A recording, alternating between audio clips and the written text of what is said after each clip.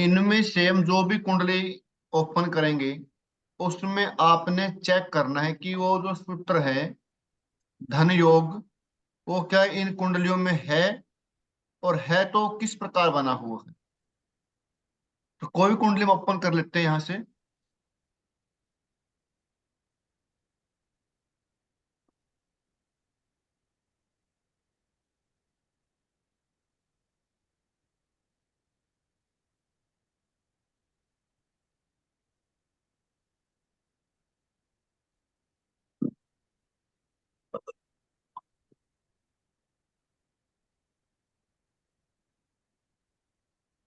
जैसे ये कुंडली है, इस कुंडली में क्या धन योग कहीं पर लगता है आपको, कहीं धन योग बना हुआ है? जो सूत्र हमने कल बात की थी, उन सूत्रों के अनुसार, उन सूत्रों के बेस पर क्या कहीं पर आपको इसमें दिखता है कि धन योग बना हुआ है? हाँ जी, अगर शुक्र बना, और मंगल एक साथ बैठे हुए हैं 8वें घर में। बिल्कुल बिल्कुल, शुक्र मंगल एक साथ बैठे हुए हैं। शुक्र पंचम घर के स्वामी हैं और मंगल एकादश घर के स्वामी है, 11th लॉर्ड है। और साथ में 9वें घर के भी स्वामी जो शनि है वो भी बैठे हुए हैं। बैठे हुए बहुत हैं। तगड़ा धन योग बन रहा है धन योग इनका। बना हुआ है। लेकिन पता है कंडीशन क्या है इस व्यक्ति की, जैसे मैंने खोला ये, हाँ, इसके पास धन की कमी है। क्योंकि 8वें घर में बन रहा है योग, इसलिए। 8 घर बना योग, इसको इसने 8वें घर को यूज नहीं किया होगा। अच्छा। धन योग जिस भी घर में बने और जिस एक्सिस में बने, हमने उस एक्सिस को यूज करना है। इनका धन योग 8th हाउस में बना हुआ है, सेकंड हाउस सामने खाली है, यानी कि सेकंड हाउस पर ज्यादा प्रभाव होंगे। सेकंड हाउस धन का है। यदि ये व्यक्ति 8वें घर से संबंधित कार्य करे मंगल, शनि या शुक्र के दशा में, तो धन की कमी नहीं रहेगी।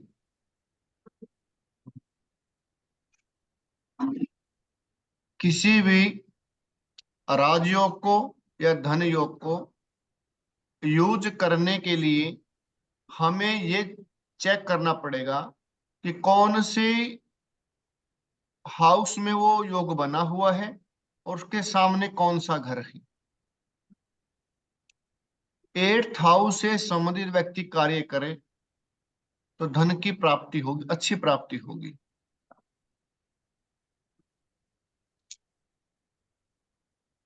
आगे देखते हैं। और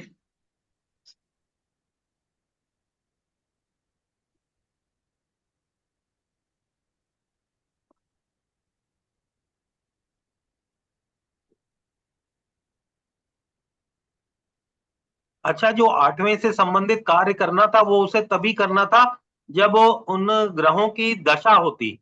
बिल्कुल बिल्कुल, कोई भी ग्रह है, चाहे वो राजयोग में हो, धन योग में हो, कोई दुर्योग में हो, कोई जैसे दुर्योग है, धन योग है, राजयोग है,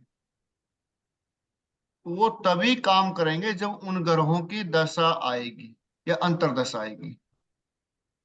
तो अच्छा। हमने उस ग्रह की दशा में वो कार्य करना है जब उसकी दशा आए, उससे पहले करने का कोई लाभ नहीं होगा। ठीक ठीक। ठीक है, क्योंकि दशा या अंतर्दशा ही उन ग्रहों के फल को देती है, और समय होता है। समय से पहले लिखा होता है ना, समय से पहले भाग्य से ज्यादा कुछ नहीं मिलता। तो यानी कि समय से पहले जिस ग्रह की दशा होती है, उस ग्रह की दशा में उस ग्रह के फल मिलेंगे जिन ग्रहों का वो स्वामी है, तो जहां बैठा हुआ है। अब ये जो कुंडली है, इस कुंडली में देखिए कि कौन से कोई धन योग बना हुआ है किसी भी एंगल से। 11वें भाव में बन रहा है शुक्र, और जो आपका किसका, शुक्र का बन गया, और शनि, चंद्रमा, चंद्रमा के साथ दृष्टि हो गई उसकी। बिल्कुल बिल्कुल बन गया। और अकेला शुक्र भी बना रहा है। जी। अच्छा, अकेला शुक्र भी बना रहा है। हाँ, क्योंकि शुक्र द्वितीय भी है, सेकंड लॉर्ड भी है, सेकंड हाउस लॉर्ड, और नाइन्थ हाउस लॉर्ड भी है। हाँ हाँ हाँ हाँ। और तो शुक्र कहीं भी बैठ जाता तो धन योग होता, इसका मतलब? बिल्कुल होता, बिल्कुल होता। तो समस्या क्या आ रही लोगों के साथ, जो उस दशा के अनुसार कार्य नहीं कर रहे, उस जिस घर में बना हुआ है उस घर से संबंधित कार्य नहीं कर रहे। आज आप सभी कहीं बैठे हैं क्या, ऐसे नहीं, स्थान पर? हाँ, घर पे ही बैठे हैं। कैमरे ऑफ कर लिए सभी ने? अच्छा, मेरा मैं ऑफ है हूँ जी, तो सिर्फ 5 मिनट मेरे को में जी। ध्यान नहीं रहा। मैं तो हमेशा ऑन ही रखता हूँ। क्योंकि आपके देखने से हम मुझे एनर्जी मिलती है ना, नहीं नहीं, बिल्कुल होता है जी, मैं भी मानता हूँ इस बात को तो। और हर व्यक्ति के अंदर अलग अलग एनर्जी लेवल होता है। मैं 5 मिनट में ऑन करूँ सर जी? बिल्कुल करिए, एनर्जी आपकी बहुत बेस्ट है।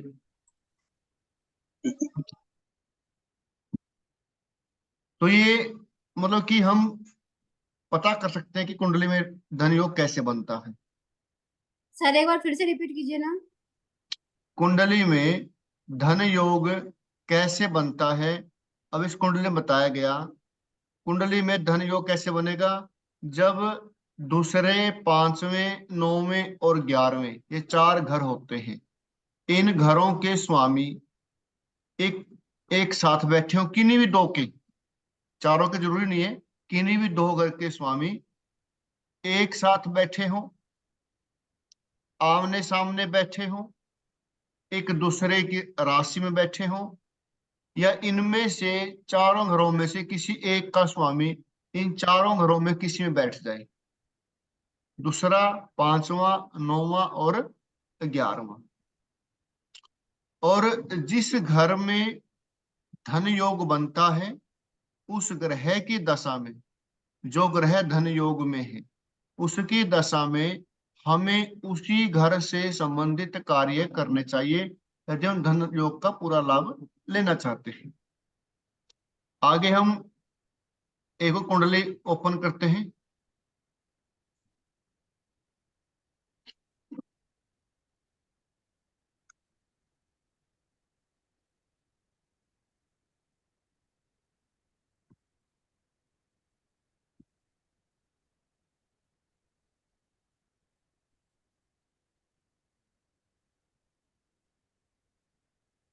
इनमें इस कुंडली में देखिए क्या कोई धन योग बना हुआ है?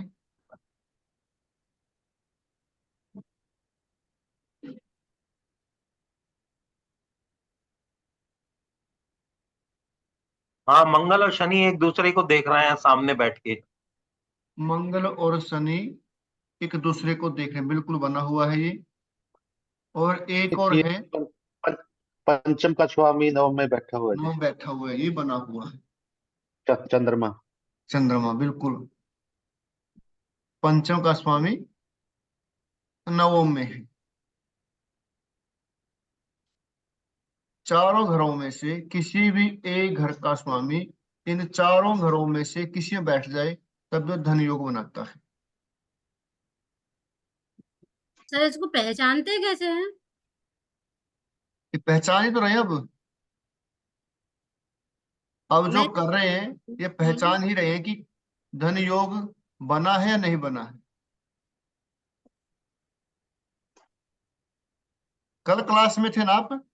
हाँ नहीं सर, कल मैं छुट्टी पे थी। क्लास आपने रिकॉर्डिंग देखी है? हाँ जी देखी है। तो उसमें सब कुछ बताया गया कल उसके बारे में। हाँ जी मैंने देखा है। धन योग के लिए चार घर होते हैं, सेकंड, फोर्थ, नाइन्थ और 11th।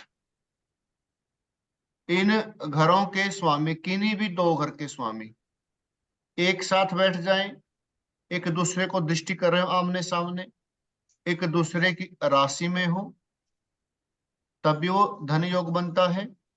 या फिर इन चारों घरों में से किसी भी एक घर का स्वामी इन चारों में से किसी घर में बैठ जाए, दूसरे घर में किसी में भी, तो धन योग बनता है। जैसे इसमें पंचम घर के स्वामी 9th हाउस में है, यानी कि पंचम घर के स्वामी है, संबंध हो गया।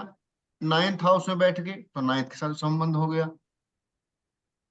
शनि और मंगल आमने सामने हैं, शनि 11th लॉर्ड है, मंगल 2nd लॉर्ड है, आमने सामने है, तो दो ग्रहों का संबंध बनता है जब दो ग्रह आमने सामने बैठे हों। इसको बोलते हैं परस्पर दृष्टि, म्यूचुअल एस्पेक्ट।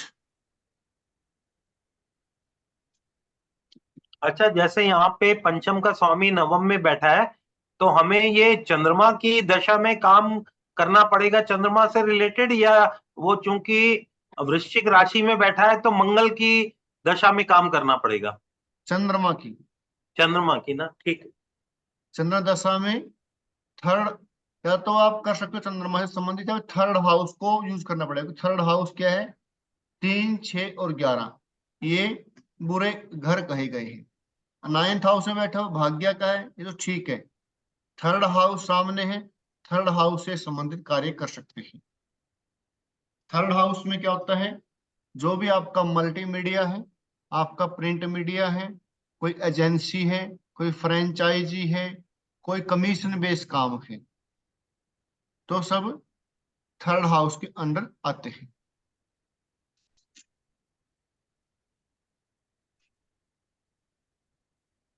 तो ये आप ऐसे इनको देख सकते हैं। लास्ट वन देखते हैं एक और। अब इसमें थर्ड हाउस का जैसे मालिक जो शुक्र है, तो हाँ क्या जी, शुक्र रिलेटेड काम भी करने से चलेगा या थर्ड हाउस के ही काम करने से चलेगा? थर्ड हाउस के, थर्ड। Third house.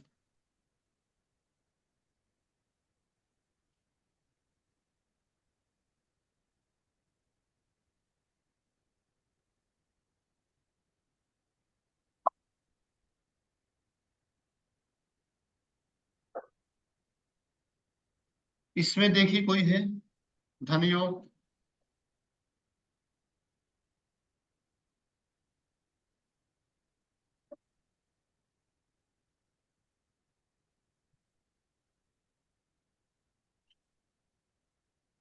और शनि और शुक्र हो गए एक दूसरे से सप्तम दृष्टि में।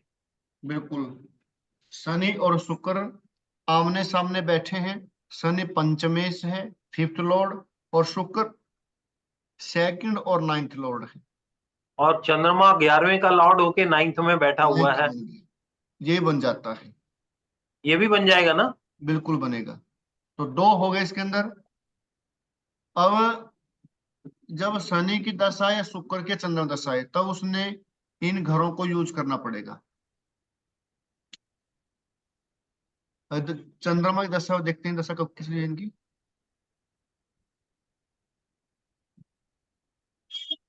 आगे शनि की दशा आएगी, इससे पहले चंद्रमा की आयु, जो उनकी आयु कम थी। अब चंद्रमा की जो दशा आएगी वो 2031 के बाद आएगी, शनि की। सैटर्न की दशा 2031 के बाद आएगी। अब सैटर्न कहाँ बैठे हैं? सैटर्न बैठे हैं 4th चौथे घर हाउस, में। चौथे घर में। तो ये शनि क्या होता है? मकान होता है। शनि क्या होता है? ऑयल होता है, जो तेल होता है ना, तेल है जो, वो तेल शनि का होता है। सीमेंट, बजरी, रेता, वो सब शनि के होते हैं। 4th हाउस में बैठे हुए हैं। 4th हाउस मकान, वाहन, प्रॉपर्टी, इनसे संबंधित यदि कार्य करे तो धन योग इनके लिए काम करेगा।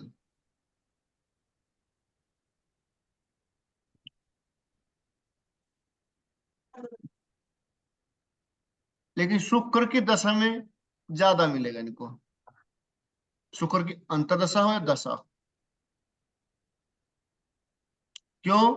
क्योंकि शनि 5th लॉर्ड के साथ साथ 6th लॉर्ड भी है।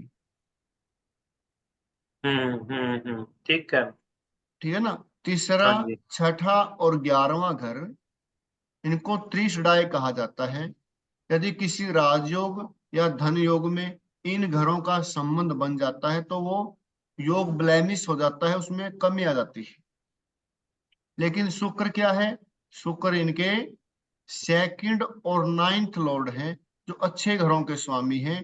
तो शुक्र की अंतर्दशा हो या कोई परतंत्र को दशा हो, तो उस समय इनको धन मिला हुआ है। अभी आपने क्या बताया कि धन योग में अगर 3, 6, 11 का स्वामी आ जाए तो वो योग खत्म हो जाता है। योग खत्म नहीं होता, वो ब्लैमिश हो जाता है। जैसे मतलब कोई सफेद कपड़ा होता है ना, सफेद कपड़े के ऊपर कोई काला टिक्का लग जाए तो उसकी सफेदी को उसमें कमी आ जाती है ना, अच्छा लगता है फिर वो। ऐसे ही उसमें उस घर के उस राजयोग में, धन योग में ब्लैमिश धब्बा लग जाता है तो उसको पूर्ण फल नहीं मिलते। राजयोग होता है और धन योग होता है, उसको मिलेंगे, लेकिन पूर्णतः फल नहीं मिलेंगे उनको जो मिलने चाहिए। तो अभी जैसे हम लोग कह रहे थे कि 2, 5, 9, 11 से धन योग बनता है, तो 11 से तो धन योग हम लोग देख रहे हैं पिछली 3 कुंडली में सभी में 11वें का रोल रहा है। अगर 11वें का स्वामी होता, हाँ, ठीक है, और 11वें का स्वामी भी तो कहते हैं, नहीं, तीसरे और छठे का।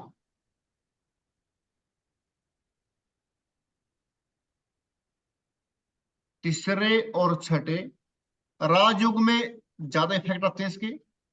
राजयोग में ज्यादा इफेक्ट आते हैं क्योंकि राजयोग बनता है, विष्णु लक्ष्मी राजयोग बनता है हमारे केंद्र और त्रिकोण से। धन योग में कम इफेक्ट आते हैं। उसका कारण क्या होता है, छठे घर का स्वामी होने से क्या होगा, छठा घर कोर्ट केस का भी है, लड़ाई झगड़े का भी है। तो अगर वो काम करता है तो उसमें उसको कोर्ट केस, लड़ाई झगड़ा कुछ हो सकता है। इसलिए उसको बोलते हैं भाई, आप इस दशा में सावधानी से काम करें। धन योग में ज्यादा इफेक्ट नहीं पड़ेगा, ज्यादा इफेक्ट पड़ता है राजयोग में। लेकिन छठे घर का स्वामी होने के साथ साथ जब शनि की दशा आएगी तो सिक्स्थ हाउस भी एक्टिव होगा ना फिर। जैसे सिक्स्थ हाउस एक्टिव होगा तो उस दौरान उसमें उसके लड़ाई झगड़े या कोई कोर्ट केस, ऐसा कुछ होने के साथ साथ चांसेस बढ़ जाते हैं। बीमारी भी होता है छठा हाउस, छठा हाउस बीमारी भी होता है। धन आ रहा है लेकिन साथ में बीमारी भी आ रही है। ज्यादा इफेक्ट पड़ेगा राजयोग में, धन योग में पड़ता है लेकिन कम पड़ता है।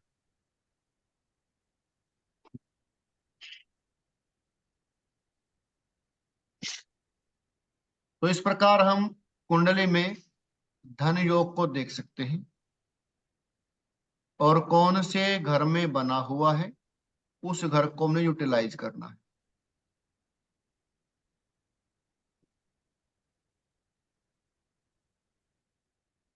आगे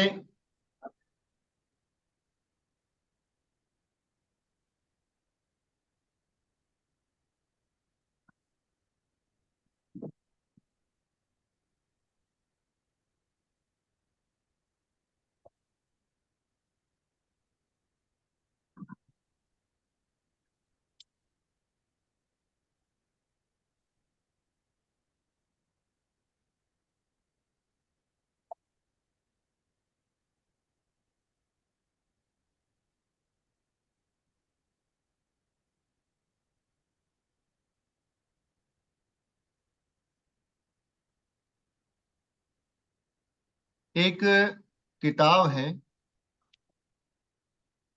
बुक है एक, कालिदास की लिखी बुक है। दो पार्ट है उनके, पूर्व कालामृत और उत्तर कालामृत। पूर्व कालामृत और उत्तर कालामृत। उत्तर कालामृत में दशा को रीड करने के फॉर्मूले बताए गए हैं।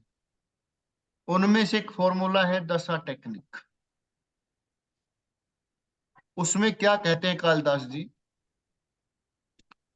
यदि किसी ग्रह की दशा हो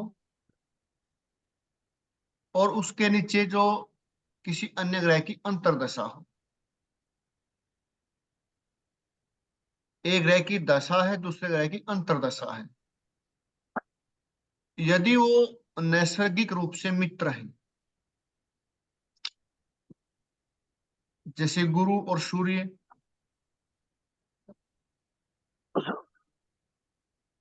जैसे मित्र हैं, यदि जब उनकी दशा आए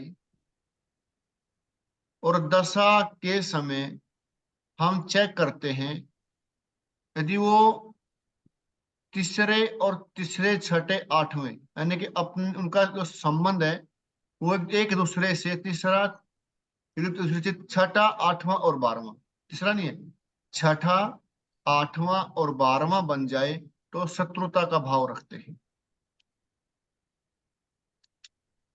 जैसे गुरु की दशा है,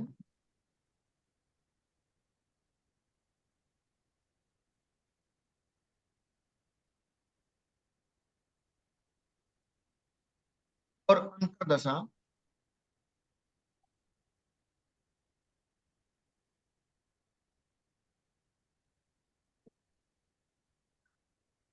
सूर्य की। गुरु की दशा है, अंतर्दशा सूर्य की।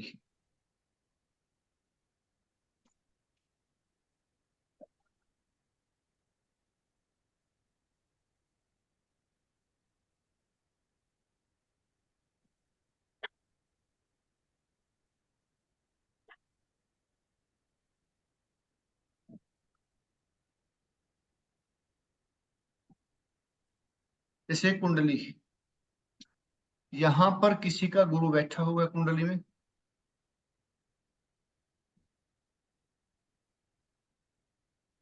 और सूर्य बैठे हुए हैं यहाँ।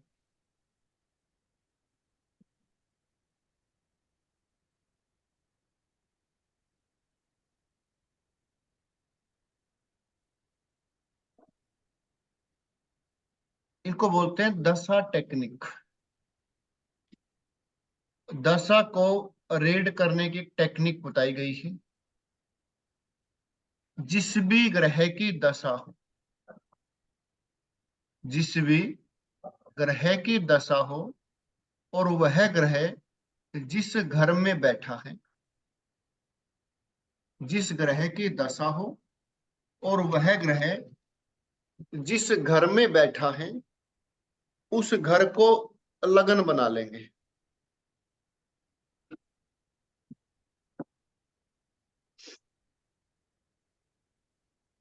जैसे देखिए, अब इस कुंडली में देखिए आप,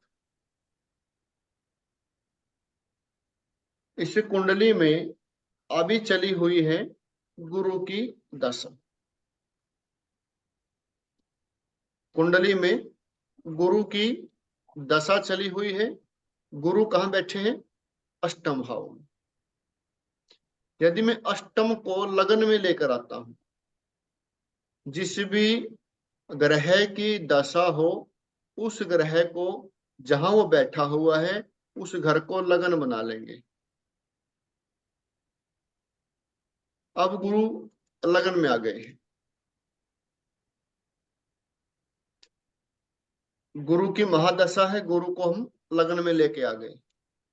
अब गुरु के अंतर्गत जो अंतर्दशाएं आती है, सबसे पहले गुरु की है शनि, मरकरी, केतु, वेन्स, सन, मून, मार्स और राहु। अब जो समय चला हुआ है अंतर्दशा का, वो चला हुआ है वीनस, शुक्र, वीनस और शुक्र। अब हम चेक करेंगे कि शुक्र गुरु से कितनी दूर है। शुक्र कहाँ बैठे हुए? थर्ड हाउस में, यानी गुरु से थर्ड हाउस में है। तो शुक्र की अंतर्दशा में थर्ड हाउस एक्टिव हो गया। शुक्र की अंतर्दशा में थर्ड हाउस एक्टिव हो गया, तो इस व्यक्ति को थर्ड हाउस के रिजल्ट मिलेंगे। और कहाँ का स्वामी है? सेवंथ और सेकंड, सेवंथ और सेकंड।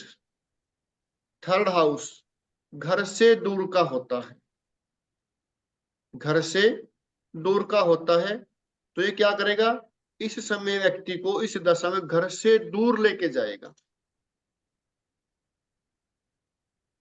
घर से दूर रखेगा। और जैसे ही घर से दूर जाएगा इनको सेकंड हाउस यानी कि धन मिलेगा। सेवंथ हाउस क्या है, पत्नी का है, पत्नी से दूर लेके जाएगा।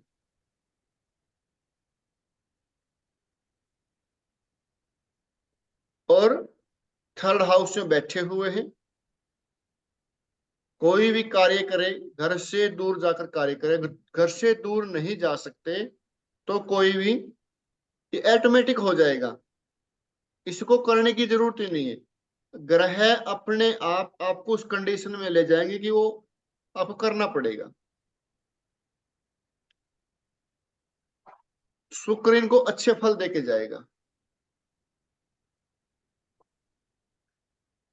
अगर इस समय शुक्र के बाद इनकी जो अंतर्दशा वो सूर्य की आएगी। पर गुरु और शुक्र तो दोनों आपस में शत्रु हैं। शत्रु है ना, हाँ, ये बात तो मैं फिर आपको बता रहा हूं।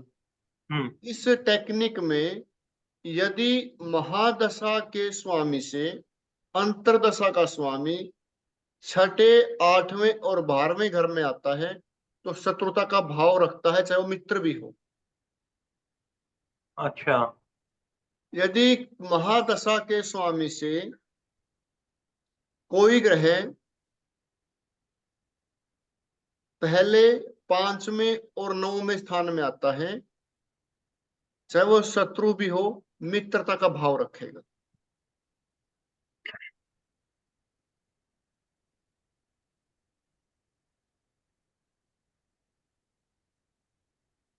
अब इनकी दशा के सूर्य की आएगी। सूर्य कहाँ बैठे हुए, सेकंड हाउस में है। तो सूर्य की अंतरदशा में सेकंड हाउस एक्टिव हो जाएगा।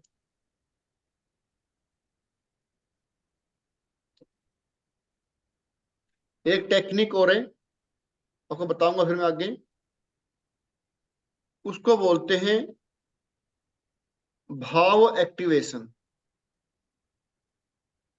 आप उनको ये बता सकते हैं किसी व्यक्ति को कि आपके 40वें साल में ऐसा होगा, आपके जब आपकी आयु 20 साल की रही उस समय आपके साथ ऐसा हुआ है, इन घरों से संबंधित आपके साथ ये चीजें आपको मिली है, या सुख है या दुख है। उसको बोलते हैं एक्टिवेशन ईयर। हम क्या बोलते हैं, एक्टिवेशन ईयर, कि आपका कौन सा साल चला हुआ था जीवन का और उस साल में आपका कौन सा घर एक्टिव हुआ, क्या क्या आपको मिला, क्या क्या आपके साथ हुआ। तो जो दशा टेक्निक है इसमें यही बताया गया है। जैसे मान लो गुरु है, गुरु की दशा है, गुरु की महादशा है। यदि मैं गुरु को लगन में लेकर आऊं तो सूर्य कहाँ आएगा, 8th हाउस में आएगा। ठीक है, वैसे गुरु से सूर्य कहाँ है, 7 और 8। तो अब क्या होगा, जो गुरु की महादशा में सूर्य की अंतरदशा आएगी तो गुरु सूर्य के साथ शत्रुता का भाव रखेगा, यानी कि गुरु की दशा और सूर्य की अंतरदशा में इसको अच्छे रिजल्ट नहीं मिलेंगे, छठे घर के रिजल्ट मिलेंगे। महादशा के स्वामी से अंतरदशा का स्वामी कितनी दूर है, कितने घर दूर है, वही घर एक्टिव होगा। यदि महादशा के स्वामी से अंतरदशा स्वामी सेकंड हाउस में तो सेकंड हाउस एक्टिव होगा। थर्ड हाउस में तो थर्ड हाउस के रिजल्ट आएंगे। फोर्थ हाउस में है तो फोर्थ हाउस के रिजल्ट आएंगे। फिफ्थ में है तो फिफ्थ हाउस के रिजल्ट आएंगे। सिक्स्थ में है तो सिक्स्थ हाउस के, सेवंथ में सेवंथ हाउस के। यानी कि महादशा के स्वामी से अंतरदशा का स्वामी जितने घर दूर होगा वो कौन से घर में बैठा हुआ है उसी घर के रिजल्ट आएंगे। इसमें किसी को डाउट हो तो बताइए। हमारा हाथ दोबारा बताइए एक बार। यानी कि गुरु की दशा है मान लो, ठीक है, और कुंडली में गुरु बैठे हुए सेकंड हाउस में। हमने क्या करना, हमारा सूत्र क्या कहता है, जिस भी ग्रह की महादशा हो, जिस भी ग्रह की महादशा हो, मान लीजिए महादशा है चंद्रमा की, तो चंद्रमा बैठे हुए हैं यहाँ पर,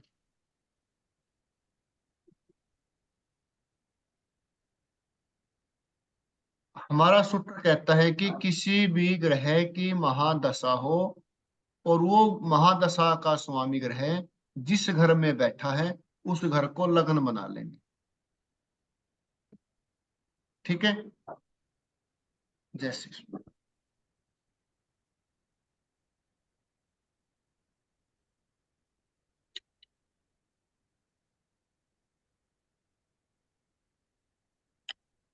अब इस कुंडली में महादशा चली हुई है शुक्र की, वेनस की महादशा है, तो जिस ग्रह की महादशा होगी उस वो ग्रह कौन से घर में बैठा हुआ उस घर को लगन बना लेंगे। वेनस कहाँ बैठे हुए हैं, शुक्र बैठे हुए हैं इनके 8th हाउस में, तो 8वें घर को लगन बना लेंगे, यानी कि 8वें घर में राशि कौन सी है, 8वें घर में मकर राशि है, तो मकर राशि को लगन बना लेंगे, तो मकर राशि लगन में आ गई। फिर हम देखेंगे कि शुक्र की महादशा में कौन से ग्रह की अंतर्दशा चली हुई है, तो अब चली हुई यानी कि बुध की अंतर्दशा 4/5/2023 से 3/4/2026 तक बुध चलेगा, तो बुध कहाँ बैठे हुए हैं, 11th हाउस में, यानी कि बुध की अंतर्दशा में 11th हाउस एक्टिव हो गया। तो इस इनको लाभ बहुत मिलेगा। लाभ बहुत मिलेगा, नवमेश है साथ में और षष्ठेश भी है, लाभ भी मिलेगा और साथ में बीमारी बीमारी भी भी हो होगी। सकती है, बीमारी भी हो सकती है अगर ये व्यक्ति इस समय कोई एग्जाम दे, कंपटीशन एग्जाम दे, तो वो क्लियर हो जाएगा, क्योंकि 6th हाउस कंपटीशन का होता है, चाहे वो कंपटीशन आपका इलेक्शन का हो, चाहे जॉब का हो, चाहे वो किसी प्रतियोगिता का हो, तो 6th हाउस होता है कंपटीशन। कंपटीशन का स्वामी लाभ स्थान में चला गया तो क्या होगा, उसको कंपटीशन से लाभ होगा, लेकिन साथ में 6th हाउस बीमारियों का भी है, बीमारी भी साथ में हो सकती है, क्योंकि ज्योतिष में एक नियम है, एक हाथ दो दूसरे हाथ लो। एक घर में गुण भी है और अवगुण भी है, यदि 4th हाउस मानसिक शांति का है, सुख का है, तो दुख का भी 4th हाउस ही है, और मानसिक परेशानी होगी तो 4th हाउस के पीड़ित होने से होगी, चंद्रमा के पीड़ित होने से होगी। यदि सुख मिलेगा तो 4th हाउस के शुभ ग्रहों की दृष्टि या शुभ ग्रहों के बैठने से वहां पर उसको सुख की प्राप्ति होगी। तो इस प्रकार अगर हम इसको जनरली पढ़ते हैं और हम इसको वैसे पढ़ते हैं सिंपल, ये कुंडली है और हम कहते हैं कि बुध की अंतर्दशा चली हुई है, बुध की अंतर्दशा चली हुई है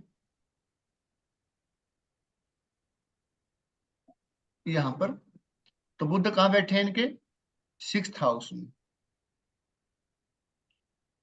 साथ में चंद्रमा है, 6th हाउस का बुध कहाँ के स्वामी है, 4th, और लगन यानी कि लगन ने कहाँ चले गए 6th हाउस में। हम क्या कहेंगे कि व्यक्ति बीमार होगा, लगन का स्वामी 6ठे हाउस में चला गया, बीमारी घर में बैठे बीमार होगा। 4th हाउस मानसिक परेशानी का है, मानसिक शांति का है, घर के सुख का है, वाहन का भी है, तो कह सकते हैं प्रॉपर्टी या वाहन में झगड़े हो सकते हैं। चौथे का स्वामी है, सेकंड हाउस क्या है, हमारे गले का है, छठा हाउस बीमारियों का भी है, गले संबंधी बीमारियां हो सकती है। यह भी कह सकते हैं कि सर्विस से पैसा आएगा। ठीक है, तो ये तो कि प्रोडिक्शन हमारी सिंपल, हम इसको ऐसे पढ़ सकते हैं। अगर हम इसको टेक्निक के अकॉर्डिंग पढ़े, मैं आपको टेक्निक बता रहा हूं, जो आपको ठीक लगे, जिससे आपको रिजल्ट आते हैं, आपने वही यूज करनी। आपको मैं दशा पढ़ने की 2-3 टेक्निक बताऊंगा, उसमें जो आपको ठीक लगे, जहां से आपको लगे रिजल्ट आते हैं, तो आप वो यूज कर सकते हैं।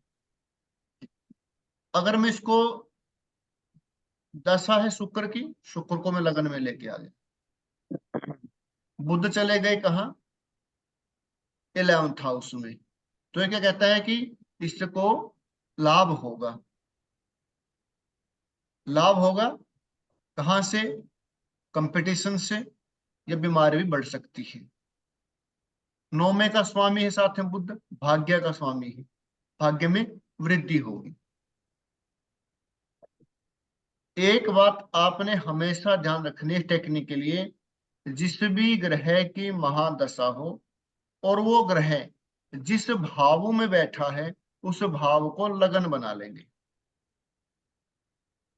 और फिर जिस ग्रह की अंतर्दशा होगी, हम चेक करेंगे कि वो ग्रह लगन से कितनी दूर पड़ता है। वो लगन से छठे घर में है, 8वें में है, 12वें में है, चौथे में, जिस भी घर में होगा अंतर्दशा स्वामी, वही ग्रह उस अंतर्दशा में एक्टिव हो जाता है। वही ग्रह उस दशा में एक्टिव हो जाता है। एक कुंडली है, यहाँ पे अश्विनी जी कुंडली है।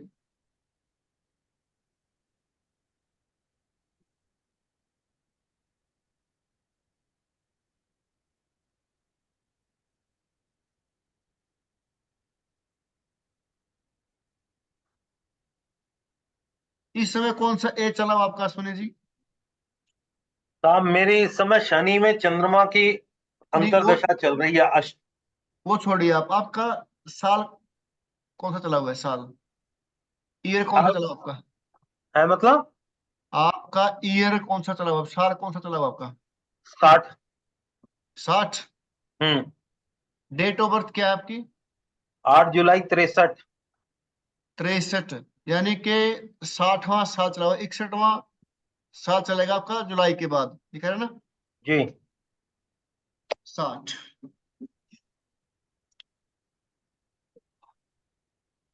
24,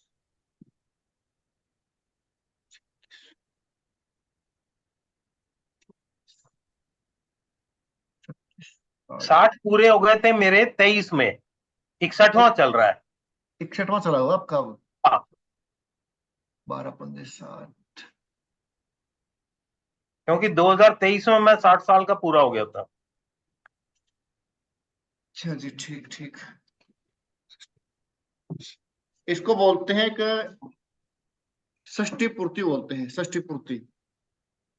60 साल की आयु पूरी होने के बाद एक सूत्र होता है षष्ठी पूर्ति।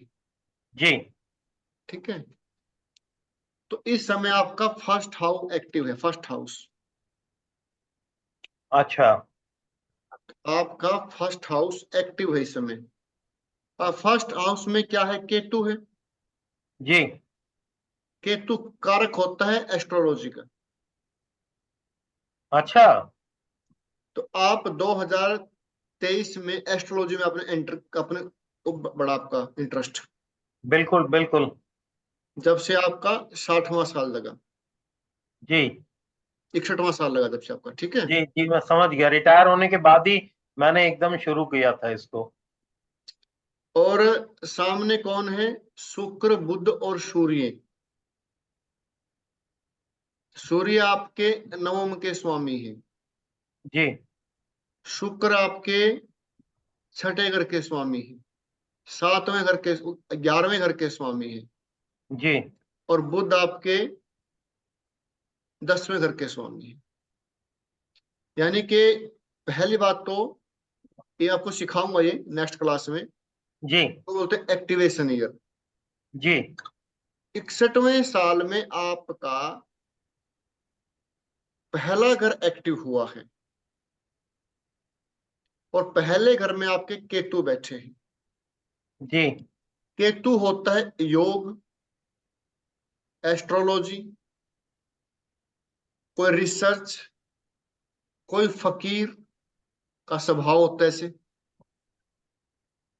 तो एस्ट्रोलॉजी में आप आए केतु के कारण आए।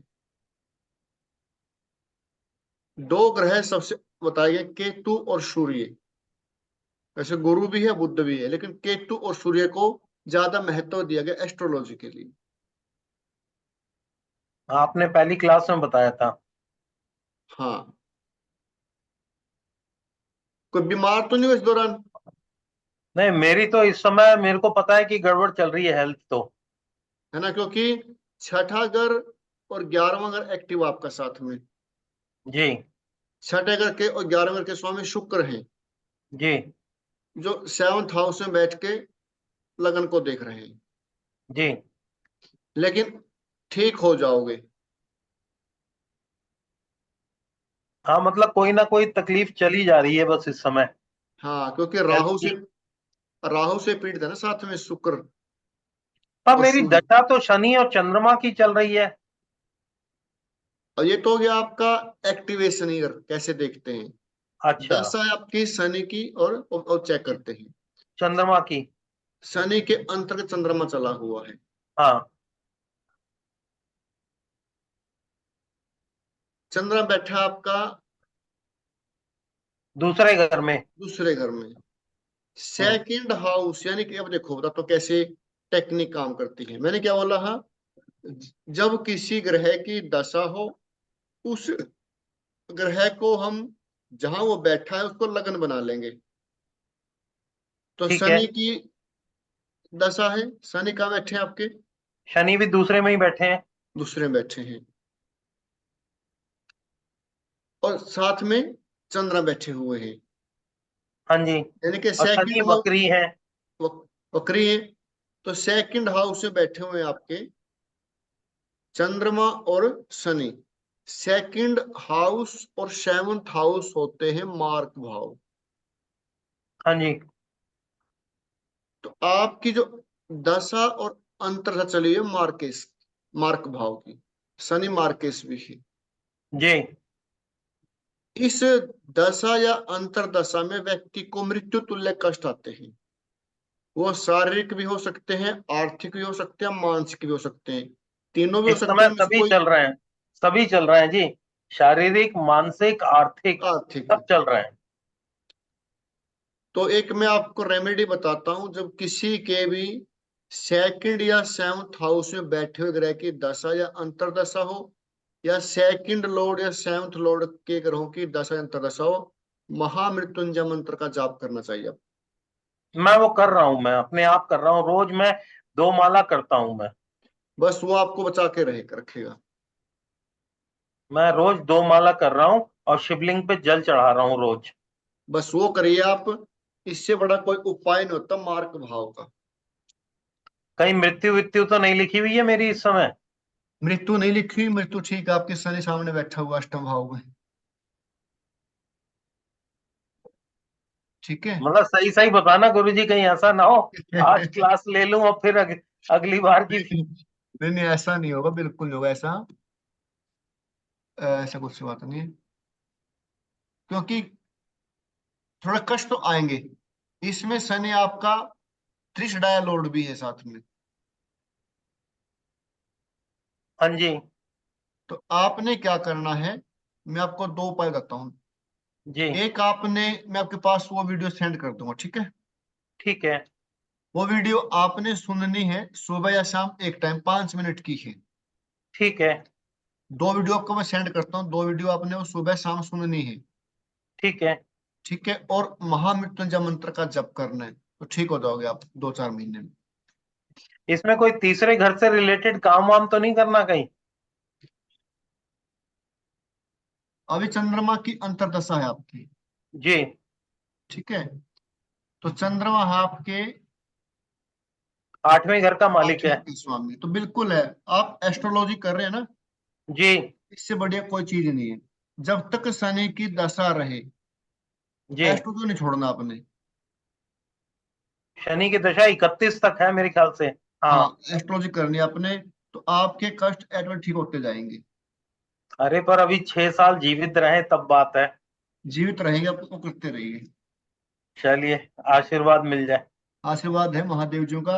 आप महादेव जी की पूजा करिए, मंत्र जाप करिए, 2 वीडियो आपको मैं सेंड कर देता हूँ, उनको पढ़िए, आपका रिजल्ट जी, बढ़िया आएगा। ठीक है। और आपने धन्यवाद। एस्ट्रोलॉजी सुनी है इस समय, तो परमात्मा ने आपके कुछ अच्छे कर्म होंगे, आपको इस समय इस लाइन में लेके आए, क्योंकि 8वां घर आपका एक्टिव है। जी। 8वें घर पर दृष्टि है शनि और चंद्रमा की। जी। अष्टम हाउस होता है एस्ट्रोलॉजी का, रिसर्च का। जी। तो आप अष्टम हाउस एस्ट्रोलॉजी में आए तो अच्छा किया आपने, मतलब कि ठीक चलेगा आपको। ठीक है गुरुजी। ठीक है। हाँ। और एक और बताऊं आपको रेमेडी आज लास्ट में। जी। ये रेमेडी शनि के लिए आपके बिल्कुल काम आएगी ये। जी। नारद पुराण में लिखी हुई है। जी। इसको बोलते हैं ऑयल रेमेडी, यानी कि तेल की रेमेडी, सरसों के तेल की रेमेडी। जी। सरसों का तेल हमें कब लगाना चाहिए, कौन से दिन लगाना चाहिए, कौन से दिन नहीं लगाना चाहिए। जी। पहले क्या करते थे कि तेल लगाते थे डेली सरसों का नहाने से पहले बहुत सारे, लेकिन वो उनको पता नहीं था, जिसके कारण वो बहुत सारी दिक्कतें होती थी। जी। तो नारद पुराण में बताया गया है कि हमने सरसों का तेल कब लगाना, अपने पूरे शरीर के ऊपर मालिश करनी की। जी। ये लिख लीजिए आप सभी।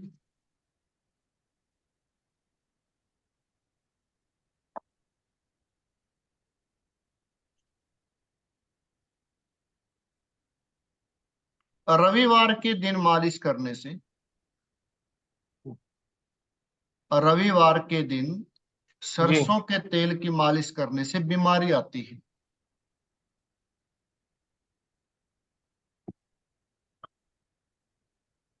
रविवार के दिन सरसों के तेल से मालिश करने से बीमारी आती है।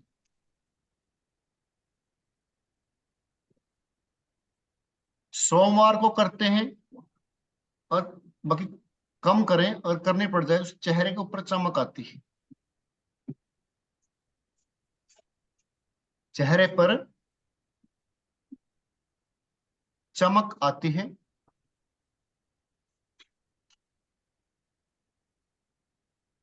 मंगलवार के दिन करने से व्याधि पीड़ा दोष,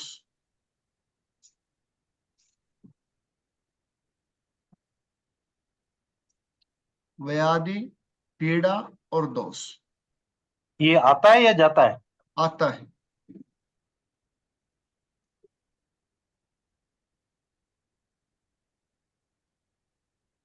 अगर किसी व्यक्ति के शनि की अंतर्दशा हो, शनि की दशा हो, या प्रत्यंतर दशा हो, हम्म। या गोचर में शनि, यानी इसको 7.5 बोलते हैं।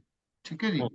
हम्म। 7.5 हो, बुधवार के दिन तेल की मालिश करें, भाग्य में वृद्धि होगी।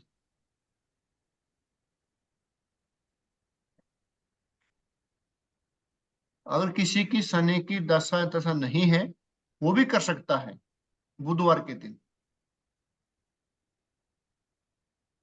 बुधवार के दिन तेल की मालिश करें, उसे भाग्य में वृद्धि होगी।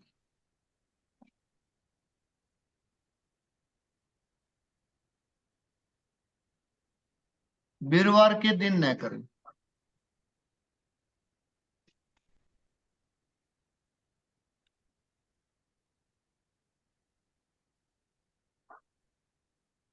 और जिनकी दशा नहीं भी हो वो भी बुधवार को करें तो फायदा करेगा। बिल्कुल फायदा करेगा।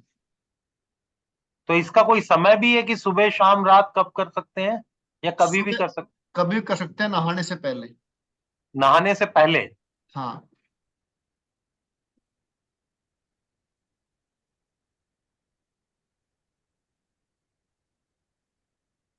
शुक्रवार के दिन भी ये हानि करता है। शुक्रवार के दिन भी ये हानि हो सकती है।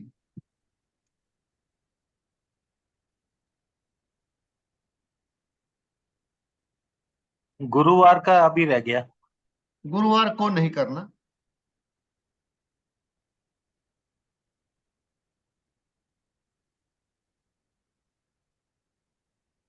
और शनिवार के दिन तेल की मालिश कर सकते हैं, भाग्य और धन में वृद्धि होगी।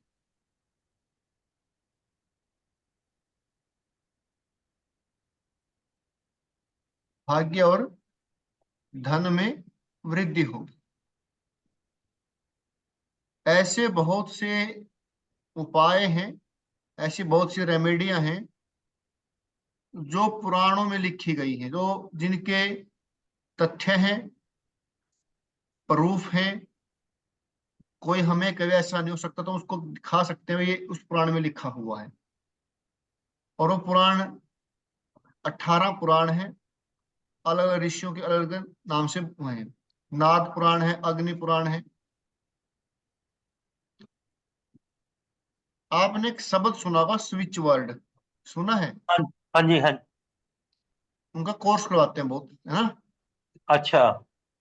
स्विच वर्ड का कोर्स करवाते हैं। और स्विच वर्ड होता क्या है? एक बीज बीज मंत्र होता है।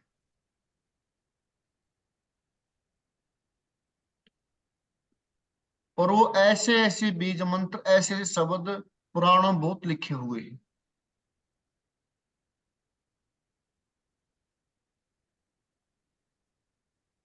किसी एक मंत्र से किसी के जहर को विष है उसको उतारा जा सकता है। आगे हम इस पे बात करेंगे। तो ये क्या पुराणों के मंत्र से लेके ही लाल किताब तो नहीं बनी है? नहीं नहीं नहीं, लाल किताब में वो चीज अलग है। लाल किताब